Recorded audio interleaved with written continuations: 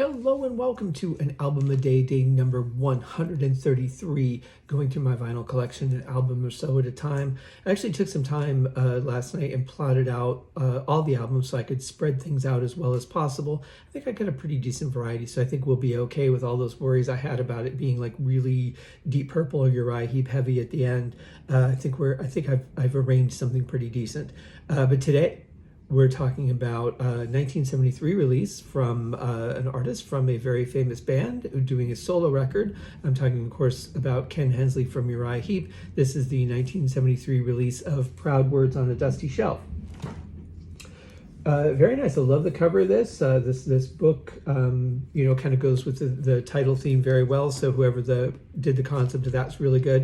So 1973, we're talking about the Sweet Freedom era of Uriah Heep. That's the year it came out. So kind of, an album before, maybe an album after, sometime in there would have been what was going on while this was being done.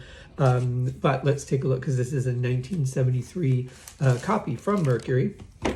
Again, the red with the white label at the top, and some jackass wrote took a marker across it for some reason. I don't know why people had to write their names on their records or do some kind of marking or something on it to prove that it was theirs. But the important thing is that the vinyl plays beautifully, especially for it being a 1973 release. That's pretty cool. I mean, it's 52 years old now. So, oh my God.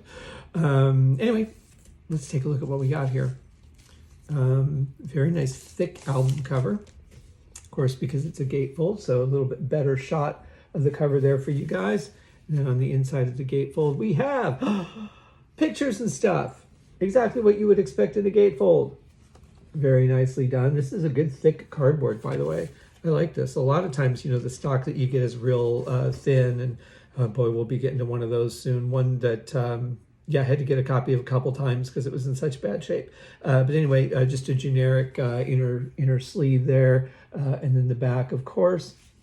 We got some great songs on this album too. I had the pleasure of knowing Ken a little bit.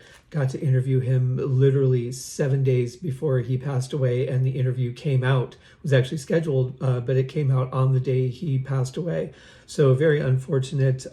Thank you to Steve Weltman, his manager, who was incredibly helpful with getting me that interview with all the stuff that was going on when I first reached out to him, literally the day that Lee Kerslake had passed away. So just incredibly unfortunate timing. This was as I was getting the Magicians podcast off the ground and getting interviews with all the band members, and Steve managed 3 of them because he managed Lee Kerslake and manages Paul Newton as well. So, but Steve's a really great guy. Really glad that I've had the pleasure of getting to know him over the last few years. Just talked to him the other day. He's doing great. But anyway, let's talk about the music, because that is what's most important. We open with When Evening Comes. We go to From Time to Time, which is one of my favorites. Killing Without a Throne. King Without a Throne, I'm sorry. Interesting title. I've always liked that. Rain from The Magician's Birthday. This is a different version. This is one that he did himself. Then we have Proud Words, basically half of the title of the album. Then we flip it over to side 2. We start with Fortune, great song. Black-Hearted Lady, awesome. Go Down, another great song. Cold Autumn Sunday, one of my absolute favorites. Did a cover of it years ago. Absolutely love that song. And then the last time is the last one. I can't remember what that track is now. But it's great stuff, and Ken was such a great writer and performer.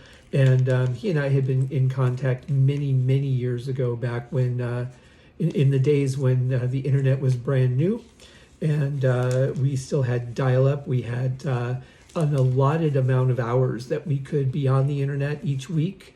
And so you had to kind of carefully schedule when you were going to be on, because if you were on and you were in the middle of something and then somebody picked up the phone and kicked you off the internet, then you wasted those precious hours that you had.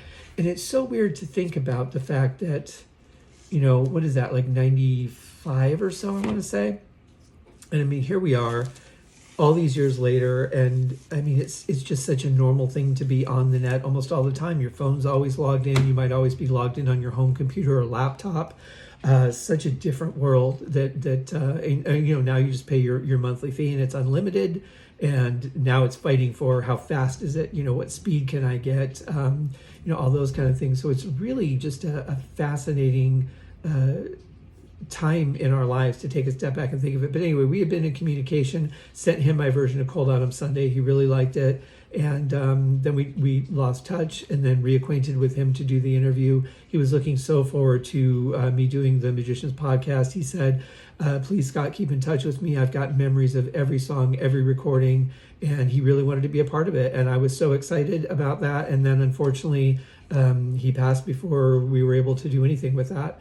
But it really meant a lot to me that he was excited that I was doing that I was going to take the music and highlight every song, that I was going to show, this isn't just an album track. Every track has something of value, which was really the goal. And to just kind of, get the word out about Uriah Heep, especially in the States where a lot of people knew their names but couldn't think of a song that they did, or they maybe only knew Easy Livin'.